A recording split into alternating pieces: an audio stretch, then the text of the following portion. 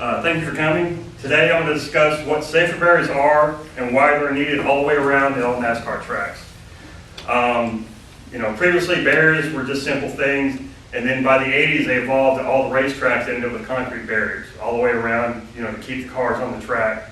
But by the end of the 80s, with concrete walls and then the new purpose-built race cars, you started having a lot of accidents where people were getting hurt long-term, and there's some major accidents that happened and some deaths that happened that really pointed NASCAR in the fact of looking toward a soft wall, as they called it at the time. Back in '88, Bobby Allison had a wreck at Pocono where he hit turn one with no brakes and almost lost his life. He actually lost short-term memory. He actually won the Daytona 500 that year, but has no memory of it. Just recently, in the last year, was able to gain actual memory back from that incident.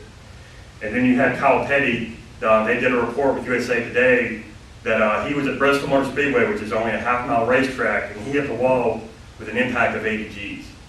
And luckily he survived, but he was hurt for a little while. And then not even a week later, Jerry Nadeau had a wreck at Richmond, and his recorded was over 135 Gs, and he's never raced again. To this day, he still has numbness on one side of his body from the injuries from that wreck.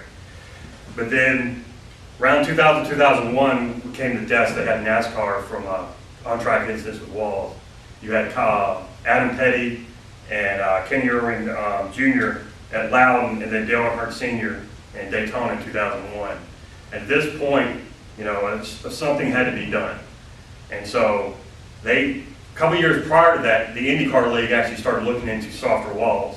And NASCAR knew about it, and since they actually had to do something, they got involved in IndyCar, worked with them, the group they had been talking with, and started looking at solutions. And what they had worked with was, at the University of Nebraska-Lincoln, Dr. Dean Sickling and his team, his organization is called the Midwest Roadside Safety Facility. They had designed a barrier they call the Safer Barrier, which stands for Steel and Foam Energy Reduction.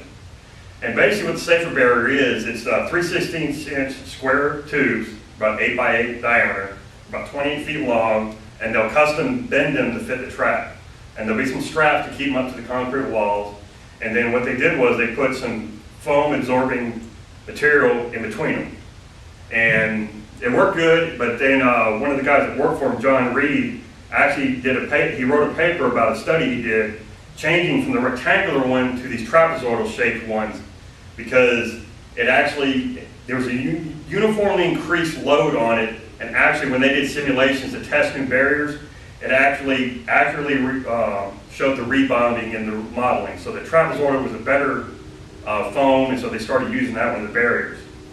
And the first deployment of the device was actually at Indianapolis Motor Speedway for the Indy 500 in 2002. And during the installation, during the practice, there was two crashes, pretty similar crashes. One by Alicio Salazar. He hit an unprotected wall at about 180 miles an hour, and he had a 115 G deceleration impact. And he ended up getting surgery and missed the race. About a week later, Robbie McGee had a similar crash close to the same area, but he actually hit the barrier. His impact only registered 43 Gs. You had over a 50% reduction in the deceleration G impact between these two drivers. And Robbie was able to, race in the race the next weekend.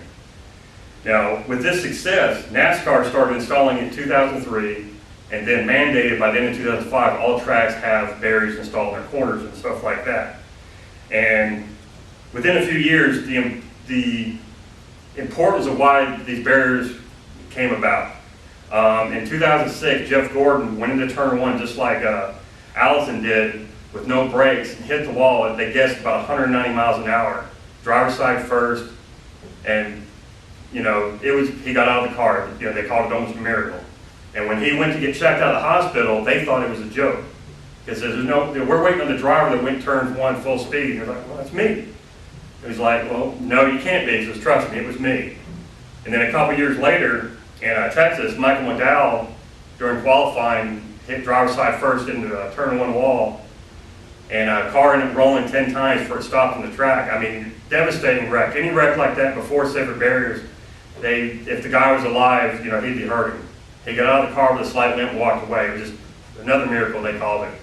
And with these two wrecks and many other ones that have come around since then, The safer barrier has been proven its worth on the racetrack.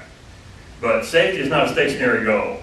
There's a need to continuously improve this because where the safer barriers are was based off original study, just where the cars usually hit the wall. Especially in the last couple of years, we've had a lot of incidents where drivers were hitting unprotected walls on the racetrack. A couple of years ago, Bing Hamlin broke his back at a wreck in California hitting an unprotected wall. And just this year, Kyle Busch broke his left leg and right foot at a crash at Daytona. And Jeff Gordon, just a few weeks ago at Atlanta, had a pretty bad wreck. He actually didn't get hurt, but he found a spot with no barrier. And just recently in an article that Covey Moore did at motorsports.com, he points out that, quote, racing is unpredictable.